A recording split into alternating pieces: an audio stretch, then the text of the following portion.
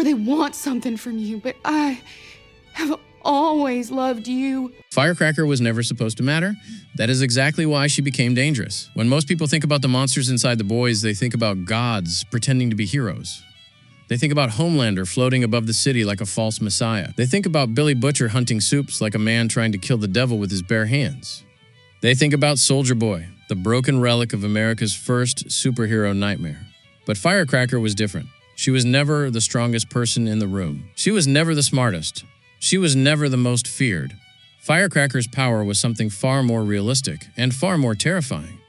She understood people. She understood resentment.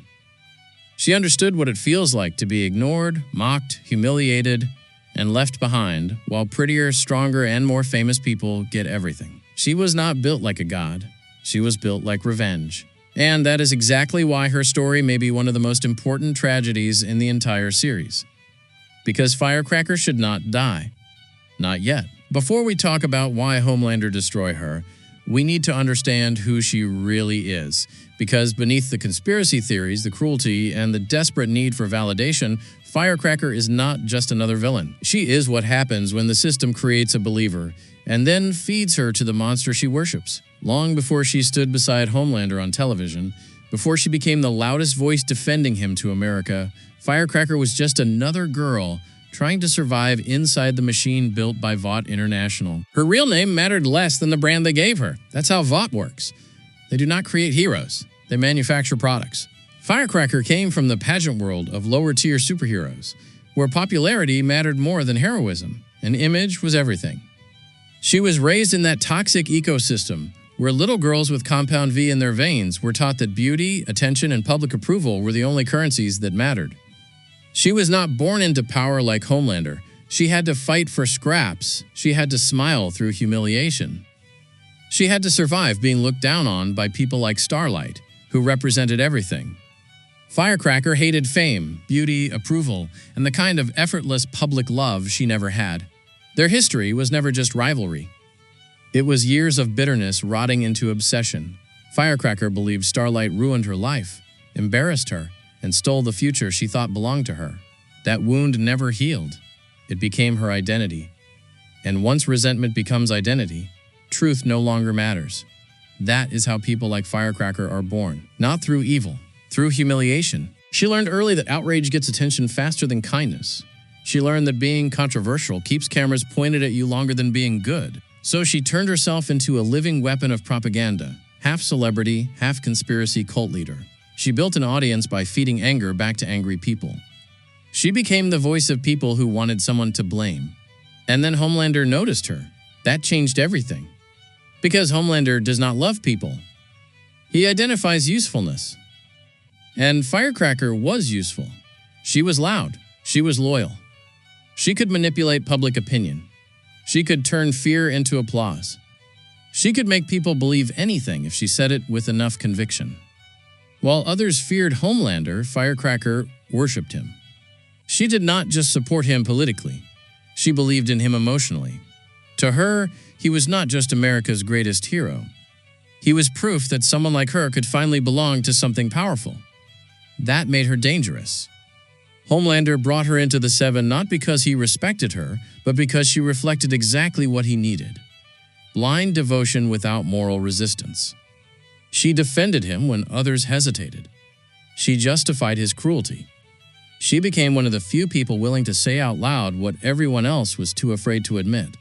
That Homelander was no longer pretending to be good. And she loved him for it. That was her mistake, because the one lesson every character in The Boys learns eventually is this: if you love Homelander, you die. Not always physically, sometimes spiritually, sometimes publicly, sometimes slowly, but always completely. Firecracker thought proximity to power meant safety. She thought loyalty would protect her. She thought if she gave him enough devotion, enough obedience, and enough emotional surrender, she would become indispensable. But to Homelander, people are not partners. They are mirrors. The second they stop reflecting what he wants to see, they become threats. That is where her tragedy begins. Because Firecracker's relationship with Homelander was never equal. It looked like intimacy, but it was ownership. She gave him trust. He gave her access. She gave him loyalty. He gave her temporary relevance. She mistook attention for affection, and Homelander let her. Because narcissists always do. He understood exactly how badly she needed validation. He understood that she would cross moral lines just to stay close to him. He knew she would destroy herself before questioning him. That kind of devotion is useful, until it becomes inconvenient. And eventually, it always does. Firecracker's downfall was built into the relationship from the start, because the closer she got to Homelander, the more she stopped being a person and started being a tool. She became a weapon against Starlight, a propaganda machine, a loyal mouthpiece, a disposable soldier in a war she mistook for love. She thought she was finally winning, but she was just being positioned. The betrayal comes from the cruelest truth of all. Homelander never betrayed Firecracker because she failed him.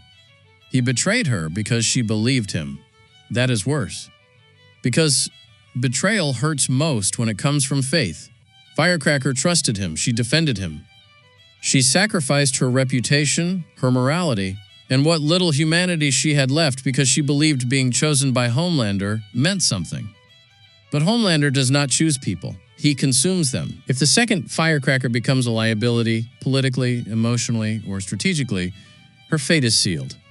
Maybe she knows too much. Maybe she becomes unstable. Maybe she finally asks for something real in return. Maybe she expects love instead of utility. That is unforgivable to someone like Homelander. Because love implies equality, and Homelander cannot tolerate equals. If he kills her, and all signs suggest that possibility, he will not do it in rage. He will do it with disappointment, like throwing away a broken toy. And that is why Firecracker should not die. Not because she is innocent, she is not. Not because she deserves redemption, maybe she does not. But because her survival matters more than her punishment. Firecracker is one of the few people positioned to expose the emotional architecture of Homelander's empire from the inside. She understands how his cult works because she helped build it. She knows how charisma becomes control. She knows how fear gets sold as patriotism. She knows how loneliness can turn into worship. She is not just another soup. She is evidence. Killing her too early would be easy. It would be dramatic. It would satisfy the immediate logic of tragedy. But letting her live, that is more dangerous. Because survival forces reflection. Imagine Firecracker realizing too late that she was never loved. Imagine her watching Homelander discard her with the same indifference he shows everyone else. Imagine the woman who built her identity around defending him becoming the person who understands him most clearly. That is not just character development, that is narrative dynamite. She could become the ultimate witness against him. Not because she was always good, but because she finally sees the truth. And those are the most powerful witnesses of all, the believers who wake up. That is why Firecracker should not die. She should live long enough to understand what she became. She should live long enough to realize that her hatred of Starlight was never really about Starlight. It was about herself. About the years she lost chasing approval from systems designed to exploit her. About confusing attention with love and power with worth. She should live long enough to face the monster she defended. Because death would be too merciful. Understanding is worse. And for a show like The Boys, worse is always better. Firecracker represents something frighteningly real. She is not terrifying because she can punch through walls. She is terrifying because she feels possible. She is the kind of person every broken political system creates. The wounded believer who turns pain into ideology and loyalty into self-destruction. That makes her more than a side character. It makes her a warning. If Homelander kills her, it will be tragic. But if she survives him, it could be revolutionary. Because sometimes the most important person in the story is not the hero, not the villain, but the person who finally realizes they were helping the villain all along. And Firecracker is standing right on that edge. The question is not whether Homelander will betray her. He will. The real question is what Firecracker does after. Does she die defending the lie? Or does she become the first true crack in Homelander's empire? That is the story worth telling. That is why she should not die. And if the boys are smart, they know it too. Because the most explosive thing Firecracker could ever do is survive.